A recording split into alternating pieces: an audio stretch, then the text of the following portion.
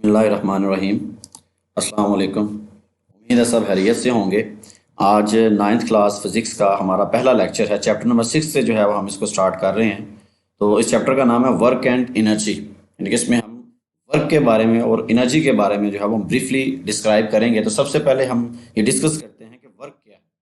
तो फिज़िक्स में in physics work is said to be done. हम उस वक्त कहेंगे कि काम हुआ है when a force acts on a body, जब आप किसी भी बॉडी पे फोर्स लगाएंगे and displaces it in the direction of that force.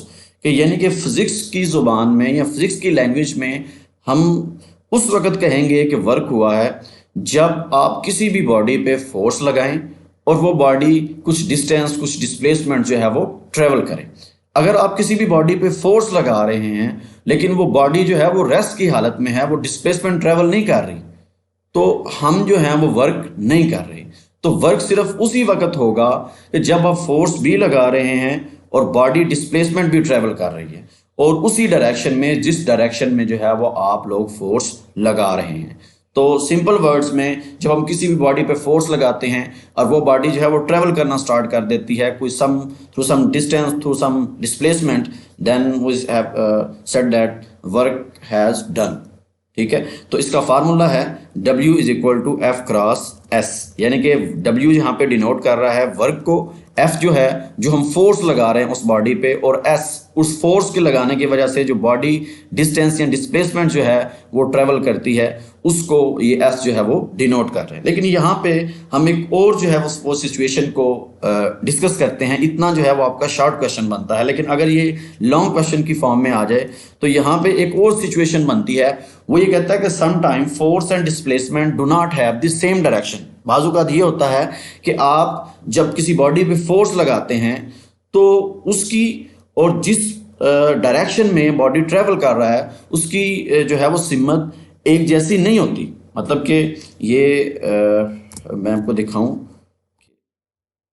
हमारे पास ये एक एग्जांपल है, ये देखें आप, ये हमारे पास एक एग्जांपल है, ये देखें जी। यहाँ पे आपको ये वाला आइडिया जो है वो क्लियर हो जाएगा कि बॉडी को जो है वो इस डायरेक्शन में जो है वो खींचा जा रहा है, लेकिन बॉडी जो है वो मूव कर रही है बिल्कुल स्ट्रेट।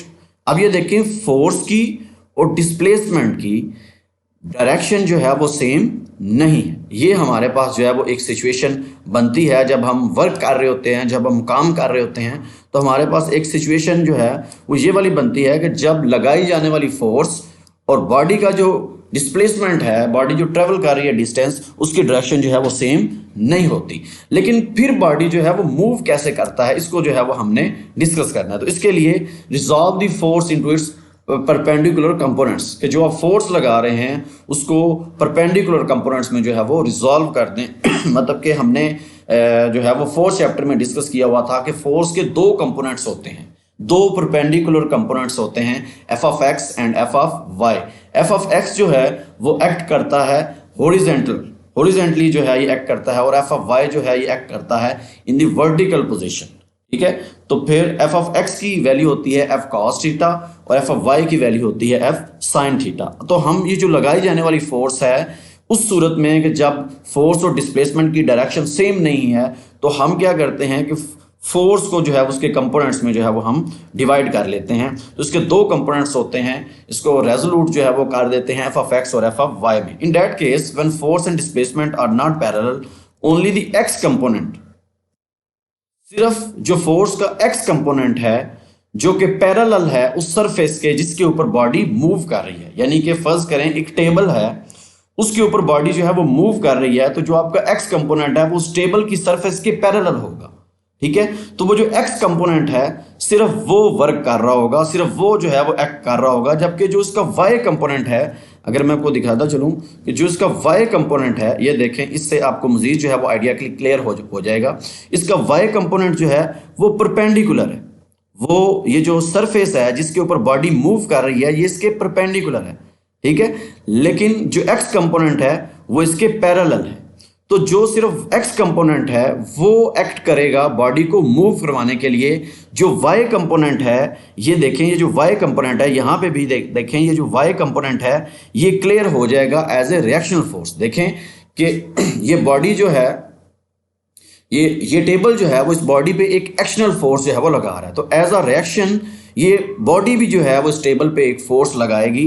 तो जो एफ ऑफ वाई कंपोनेंट है वो बैलेंस हो जाएगा एक्शन और रिएक्शन में, यानी कि यहाँ पे न्यूटन के थर्ड लॉ को फॉलो करते हुए हमारा जो वाई कंपोनेंट है वो कैंसिल हो जाएगा और इसी वजह से सिर्फ एक्स कंपोनेंट हमारे पास जो है वो पीछे बच जाएगा, जो कि बॉडी को जो है वो मूव करवाएगा थ्रू सम डिस्टेंस एस। तो ये देखें जी, अब हमारे पास W is equal to F X S रह गया है, यानी कि एफ एक्स जो है ये इसका एक्स कंपोनेंट है और इसकी वैल्यू है एफ कॉस थीटा और बिल्कुल ये एस जो है वो उसी तरह।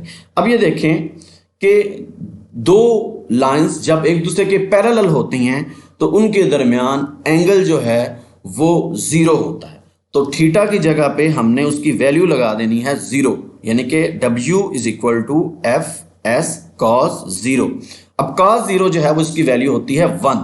ये इधर आप राइट हैंड साइड पे आ जाएं तो W is equal to F S multiply by 1, तो work is equal to F S. ये हमारे पास जो है वो प्रूव हो गया है कि जब हम फोर्स लगा रहे होते हैं किसी बॉडी पे और बॉडी उस डायरेक्शन में, उस फोर्स की डायरेक्शन में मूव नहीं भी कर रही होती, लेकिन फिर भी जो है वो वर्क हो रहा है, क्योंकि हमने इसको जो है वो प्रूव करके दिखाया है और हमने ये जो है वो प्रूव किया है कि जो फोर्स का वाई कंपोनेंट है वो तो कैंसिल हो जाता है एक्शन और रिएक्शन फोर्स को बैलेंस करने में, लेकिन उसका एक कंपोनेंट मौजूद होता है एक्स कंपोनेंट, जो कि बॉडी को मूव करवाता है थ्रू सम डिस्टेंस या थ्रू सम डिस्प्लेसमेंट। उसके बाद वर्क जो है ये एक स्केलर क्वांटिटी है।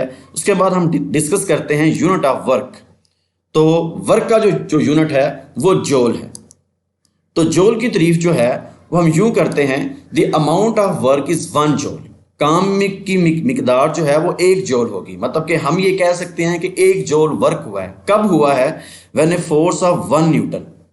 जब हम किसी बॉडी पे, ये नीचे डायग्राम से जो है वो आपको मजीद ये आइडिया क्लियर हो जाएगा कि जब हम किसी भी बॉडी पे 1 न्यूटन की फोर्स लगाते हैं, डिस्प्लेसेस ए बॉडी, और वो फोर्स उस बॉडी को डिस्प्लेस करती है थ्रू 1 मीटर, 1 मीटर तक।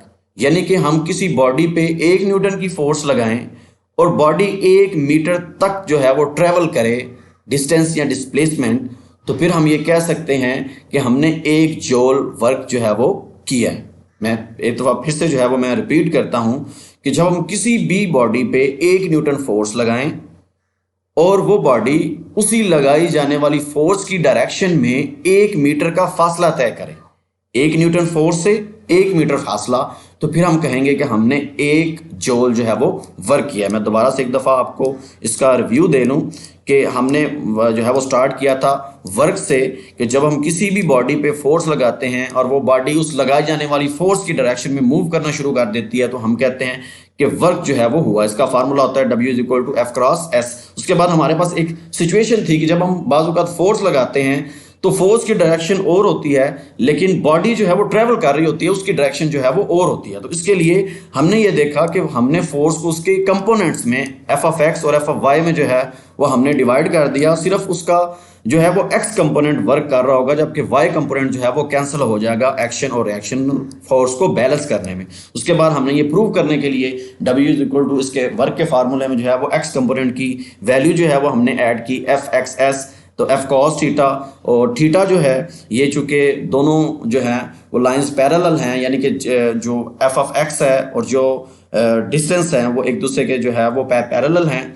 सो जो इनके दरमियान जो सरफेस है जिसके ऊपर बॉडी मूव कर रही है और जो लगाई जाने वाली फोर्स है वो जो है वो एक दूसरे के पैरेलल हैं। सो इनके दरमियान एंगल जो है वो 0 होगा, तो फिर cos 0 होता है 1, तो फिर यहाँ पे वर्क का फार्मूला बन जाएगा। हमारे पास प्रूव हो गया कि W is equal to F S, यानी कि सिर्फ एक्स कंपोनेंट के एक्ट करने से हम जो है वो वर्क कर सकते हैं। वर्क जो है वो एक स्केलर क्वांटिटी है। उसके बाद हमने जो है वो डिस्कस किया इसके यूनिट को, कि इसका यूनिट जो है वो 1, इसके जो है वो यूनिट जो है वो जोल होता है।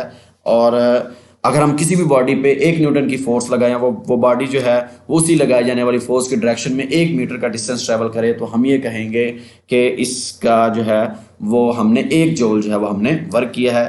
तो ये हमारा जो है वो आज का टॉपिक था।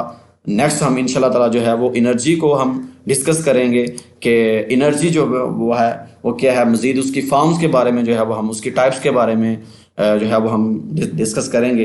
तो आज का हमारा लेक्चर जो है वो यहीं पे ख़त्म होता है। अल्लाह हाफिज़।